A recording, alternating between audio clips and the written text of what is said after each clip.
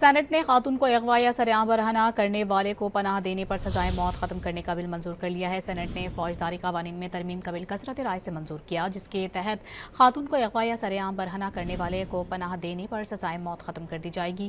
Saint سے پاس بل کے مطابق خاتون پر مجرمانہ حملہ کرنے یا اسے سرعام برہنہ کرنے پر ملزم کو بغیر وارنٹ گرفتار کیا جا سکے گا۔ جرم ناقابل ضمانت اور ناقابل مصالحت ہوگا، جبکہ مجرم کو عمر قید، جائیداد کی ضبطی اور جرمانے کی سزا ہوگی۔ سینٹ نے خاتون کو اغوا یا سرعام برہنہ کرنے والے کو پناہ دینے پر سزائے موت ختم کرنے کا بل منظور کر لیا ہے۔ سینٹ نے فوجداری قوانین میں ترمیم کا بل کثرت رائے سے منظور کیا، جس کے تحت خاتون کو اغوا یا سرعام برہنہ کرنے والے کو پناہ دینے پر سزائے موت ختم کر دی جائے گی۔ سینٹ سے پاس بل کے مطابق خاتون پر مجرمانہ حملہ کرنے یا اسے سرعام برہنہ کرنے پر ملزم کو بغیر وارنٹ گرفتار کیا جا سکے گا۔